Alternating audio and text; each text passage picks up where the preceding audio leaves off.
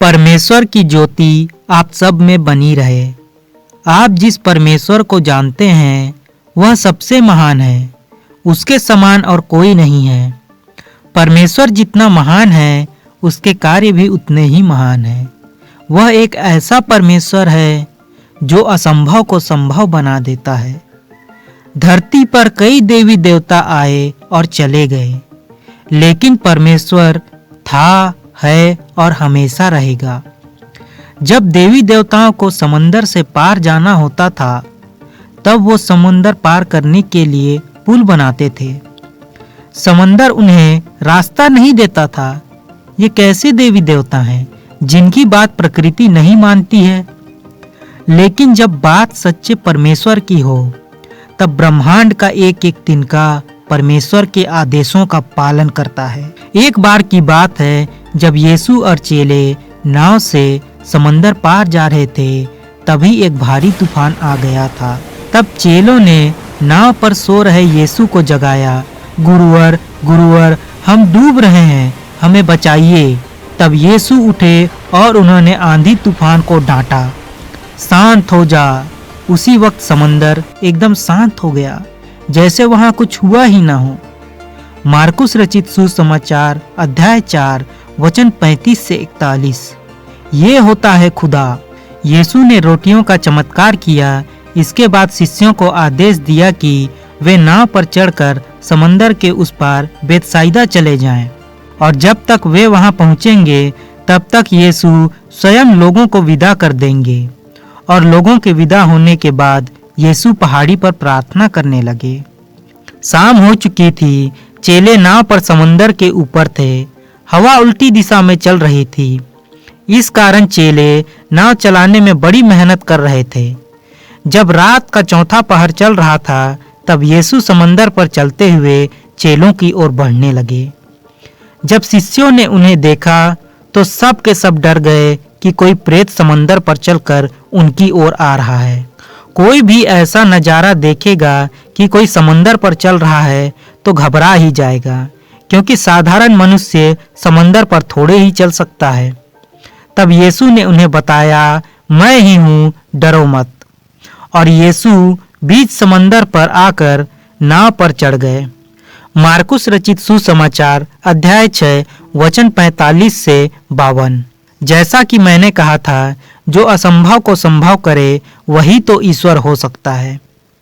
जो प्रकृति को आदेश दे और प्रकृति भी उसकी बात माने, क्या वो ईश्वर नहीं है? समंदर में भी इतनी हिम्मत नहीं थी कि वो ईश्वर को अपने अंदर खींच ले। बाइबल के ईश्वर का सामर्थ्य इतना बड़ा है कि इसकी सीमा नहीं है। आप जानते हैं, जब इजरायली मिस्र की गुलामी से आजाद हो रहे थे, तब उन्हें समंदर पार करना था। आप जानते हैं समंदर क्या होता है? जिसका तल दिखाई नहीं देता है, वही समंदर है। मिस्र का राजा फिरौन उन्हें पकड़ने के लिए रथ में बैठकर सैनिकों के साथ उनका पीछा कर रहा था, लेकिन इजरायलियों के साथ जीवंत परमेश्वर था।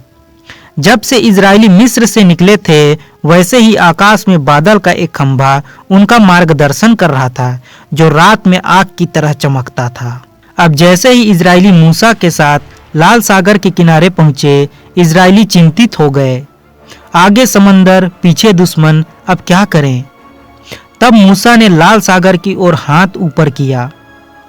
आप जानते हैं, लाल सागर 2 भागों में बंट गया और समंदर का तल एकदम सूख गया, जिस पर चलते हुए इजरायलियों ने लाल सागर पार किया। जब इजरायली समंदर पार कर रहे थे, तब पानी दीवार की तरह उनके अगल बगल में ठहरा रहा। जब इजरायली समंदर पार कर दूसरी ओर पहुंच चुके थे, तभी मिस्री सेना भी पहुंच चुकी थी और उन्होंने भी समंदर पार करने की कोशिश की।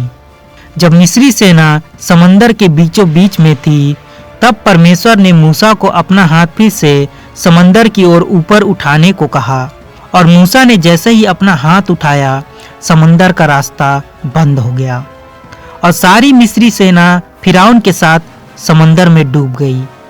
आज भी उनके अवशेष लाल सागर में मौजूद हैं।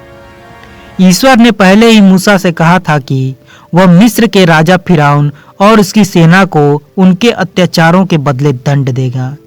निर्गमन ग्रंथ अध्याय 14 वचन 14 से 31। ये होता है ईश्वर जो आदेश देता है और उसका आदेश सब पर पूरा होता है। बाइबल साफ साफ बताती है कि इजरायलियों ने सूखी जमीन पर चलकर समंदर पार किया था। उस सामर्थ्य की कल्पना कीजिए कि कैसे उसके आदेश पर विशाल सागर 2 भागों में बंट गया ताकि परमेश्वर के लोगों के लिए रास्ता तैयार हो जाए। और ऐसा रास्ता तैयार हुआ कि समंदर का तल भी एकदम सूख गया। उनके जूतों और चप्पलों में कीचड़ नहीं लगी। यह है परमेश्वर का बल, और ऐसा ही सामर्थ्य परमेश्वर पर विश्वास करने वाले लोगों को मिलता है। मत्ती अध्याय 17 वचन 20 में यीशु कहते हैं, यदि तुम्हारा विश्वास राई के दाने के बराबर भी हो और तुम इस पहाड़ी से यह कहो यहाँ से वहां तक हट जा, तो यह हट जाएगा। मूसा का परमेश्वर पर विश्वास के कारण ही जब मूसा ने समंदर की ओर हाथ बढ़ाया तब समंदर 2 भागों में बंट गया। क्योंकि मूसा ने सुलगती हुई झाड़ी से ईश्वर की पुकार सुनी थी, तब मूसा ने ईश्वर पर विश्वास किया था और उत्तर दिया था, प्रस्तुत हूँ। लाल सागर पर ऐसा अविश्वसनीय घटना का होना बाइबिल के परमेश्वर की सार्थकता और सच्चाई को प्रकट करता है कि वही ईश्वर ब्रह्मांड का एकमात्र परमेश्वर है।